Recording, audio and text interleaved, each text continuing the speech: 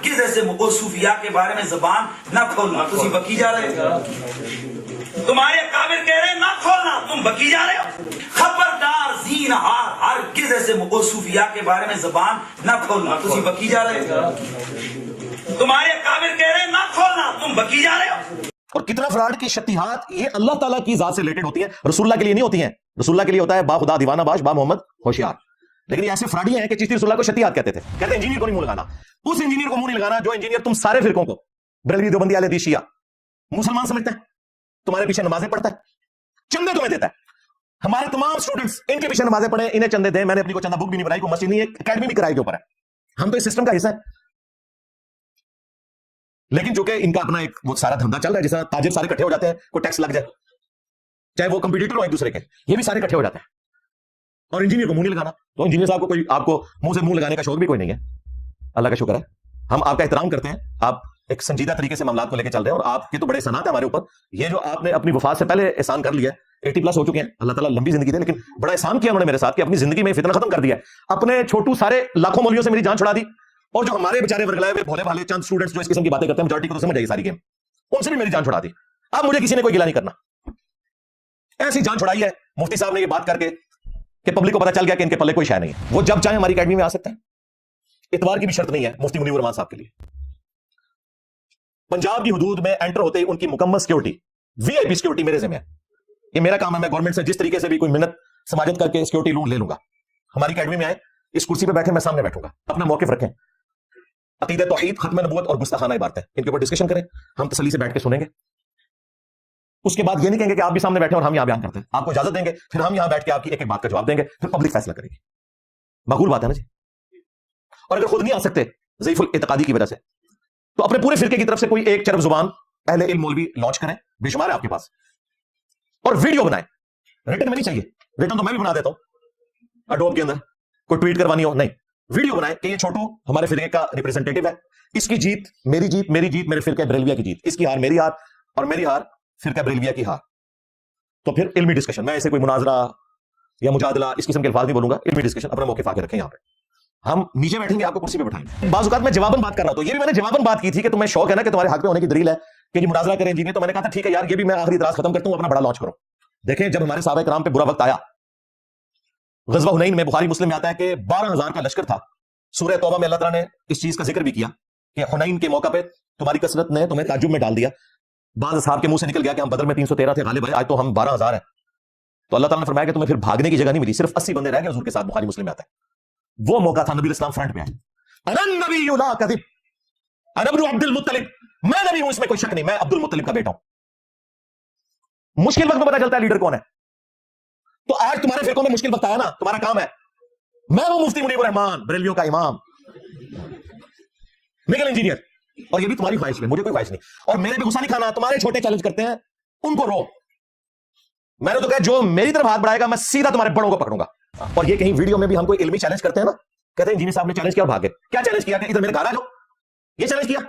اگر کوئی صحافی ٹی وی پہ بیٹھ کے کہتا ہے کہ یہ میں چیلنج کر رہا ہوں, یہ میرے فیکٹس اور فگرز درست ہیں, فلاں پولیٹیشین آگے جواب دے اس کا, تو اس کا مطلب یہ ہوتا ہے کہ وہ پولیٹیشین جو ہے وہ پوری فوج لے کے اس صحافی کے گھر پہنچ جاتا ہے, یا ٹی وی پروگرام میں آ کے اس کا جواب دیتا ہے. تم آپس میں جب ایک دوسرے کو علمی چیلنج کرتے ہو تو ایسا ہوتا ہے کہ دیوبندی 1000 پبلک لے کے بریلویوں کے مدرسے کے باہر جا کے کھڑے ہو جائیں گے, نکل مولوی جواب دینا ہے, میں نہیں, یوٹیوب پہ جواب دیتے ہیں. جب میری باری آتی ہے بدماشی کرتے ہیں, پبلک اکٹھی کر کے ادھر آتے ہیں, اور وہ آتے پتہ کیوں ہے, جھگڑا کرنے کے لیے. تو میں دسیا جڑا اتنے آئے گا سیدھا جیل جائے گا. ہاں جی, جنم بھی جیم نال, ہاں جیل بھی جیم نال تے جنم بھی. ہاں چلو آخرت کا فیصلہ نہیں کرتے, اللہ تعالیٰ توبہ کی توفیق دے سب کو, آمین. تو یہ بدماشی چھوڑ دو, آپس میں تو تم یہ کچھ نہیں کرتے ہو. میں نے تو نہیں دیکھا آج تک کوئی صحافی فوج لے کے دوسرے صحافی کے گھر پہنچ گیا ہو, یا کوئی مولوی جو ہے پوری ٹیم لے کے دوسرے کے خلاف پہنچ گیا ہو. یعنی آج بریلوی کراچی کے سارے اکٹھے ہو کے تقسمانی کے مدرسے کے باہر پہنچ جائیں کہ جی ہمارے اعلیٰ حضرت نے تمہیں مرتد قرار دیا احکام شریعت میں, ہم آپ کو شہادت کے درجے پہ فائز کرنے کے لیے آ گئے, نکل مفتی باہر. اور نسوے تو ہے, میں دسے میری ایمی لمبی زبان جو, ہاں اتنی لمبی زبان کہ میں زبان بار کٹ کے تھوڑے 1200 سال بابے سارے اڑپ کر لے جائے. ایک نعرے نال میں نبی سا ہے ہی کوئی نہیں, تیرے بابے تھے شے ہی کوئی نہیں. ہاں ہمارا کوئی اسٹوڈنٹ رفع الدین شروع کر دے, اسے کہتے ہیں قادیانی ہو گیا. اوے قادیانی تو تمہارا ابا تھا, قادیانی تو بغیر رفع الدین کے نماز پڑھتا تھا. حنفی بریلوی, حنفی دیوبندی, حنفی قادیانی. قادیانیوں نے خود ڈکلیئر کیا ہوا کہ ہم حنفی ہیں فقہ میں, ان کی ویڈیوز رکھی ہے, ان کے خلیفہ کی نماز پڑھا رہا ہے, بالکل تھوڑا پڑھا لگنا تکڑے جنا کیا بھی تھوڑے مولویاں دی پائی ہے, جڑی مفتی منیر صاحب پاندے نے, نماز بھی اتنے تو نہیں تھلے انہیں ہاتھ بننے نے. گلا سانو کر دیو, ہم وہ طریقہ اڈاپٹ کرتے ہیں جو بخاری اور مسلم میں رپورٹ ہوا ہے، رکوع میں جاتے وقت اور رکوع سے اٹھتے وقت رفع الیدین کے ساتھ. 11ویں کھاتے عبد القادر جیلانی کی. عبد القادر جیلانی نے تو نماز کا طریقہ وہی لکھا ہے جس طریقے پہ ہم نماز پڑھتے ہیں، یعنی کہ بخاری مسلم کے طریقے کے مطابق. تو میں بالکل آڑے ہاتھوں لوں گا جو ہمارے کسی اسٹوڈنٹ کے اوپر یہ بات کرے گا، بالکل ان کے سیدھے ہو جاؤ. ان کو کہو کہ تمہاری نماز قادیانیوں والی، تم 11ویں کھاتے ہو، نماز تمہاری 11ویں والے پیر والی نہیں. اور وہ 11ویں والا پیر جس کے بارے میں کہتے ہیں پوری کائنات کو ہتھیلی میں دیکھ رہا ہے، انہوں پوری زندگی نماز کا طریقہ نہیں پتہ لگا. ان کے نزدیک تو مکھیاں مار رہے ہیں نا اور بت رکھ کے آتے تھے. تمہارے پیرانے پیر تو پوری زندگی رفع الیدین سے نماز پڑھتا رہا. نہیں جی وہ حنبلی تھے، ہم حنفی ہیں. اچھا تہاڈا ابا پیر وہ حنبلی ہے تو تسی کیوں حنفی ہو؟ اور نکلو اس سے محمدی بنو، مسلم بنو صلی اللہ علیہ وآلہ وسلم. جن بزرگوں کو تم بچانے کے لیے فتوے لکھ رہے ہو وہ تو بزرگ سارے ان چیزوں کا دفاع کر کے گئے ہیں. احمد بریلوی 1921 میں فوت ہوئے. انہوں نے فتاوی رضویہ میں لکھا کہ سبع سنابل وہ کتاب ہے جو رسول اللہ کی بارگاہ میں مقبول ہے، اس میں بھی چشتی رسول اللہ لکھ رہا ہے. اگر اعلیٰ حضرت کو پتا تھا کہ اس میں لکھا ہوا ہے تو اعلیٰ حضرت گئے، اور اگر نہیں پتا تھا اعلیٰ حضرت کی بزرگی گئی. غوث وقت تو ایسے دیکھتا ہے نا پوری کائنات کو تیلی پہ. ان فیصلہ کرو کہ اعلیٰ حضرت کی بزرگی ختم کرنی ہے یا اس کا ایمان ختم کرنا ہے. کیونکہ اگر جان بوجھ کے اس نے کہا ایمان سے کیا، چلے پھر ہلکا جواب یہ ہے کہ بزرگی فارغ کرو. بس ہم یہی تو چاہتے ہیں کہ بزرگی فارغ کرو. سب فراڈ ہے، کسی کو کوئی پتہ نہیں کہ لکھا کتاب. پھر پیر میرے علی شاہ صاحب جن کو انہوں نے ٹارزن بنا کے پیش کیا ہوا تھا غلام احمد قادیانی دجال کے مقابلے پہ، اور شکر کرو آمنا سامنا نہیں ہویا. اس نے تو خود تحقیق الحق فی کلمۃ الحق کے اندر چشتی رسول اللہ کو معرفت کی بات کہا ہوا ہے. اس نے اس دجال سے کیا مقابلہ کرنا تھا، نورا کچھ نہیں ہونی سی. اور مفتی صاحب تھوڑے چاچو اشرف علی تھانوی صاحب چاچو لگتے ہیں نا، کیونکہ اعلیٰ حضرت فوت ہوئے 1921 میں، پیر میرے علی شاہ صاحب 1937 میں، اور چاچو جو ہے نا ان کے 1945 میں فوت ہوئے ہیں اشرف علی تھانوی. انہوں نے السنت الجلیہ فی الچشتیۃ العلیہ میں چشتی رسول اللہ کا دفاع کیا، اور میں نے پورا پوسٹ مارٹم کیا کہ کس طرح اس نے دجل کیا.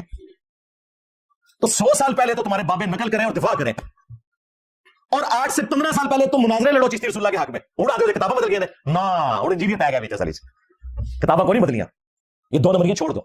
اچھا اگر کتابیں بدلی ہیں تو ان کتابوں کی حرام کی کمائیاں کھانے والے، یہ کتابیں پرنٹ کرنے والے کون تھے؟ تمہارے بڑے.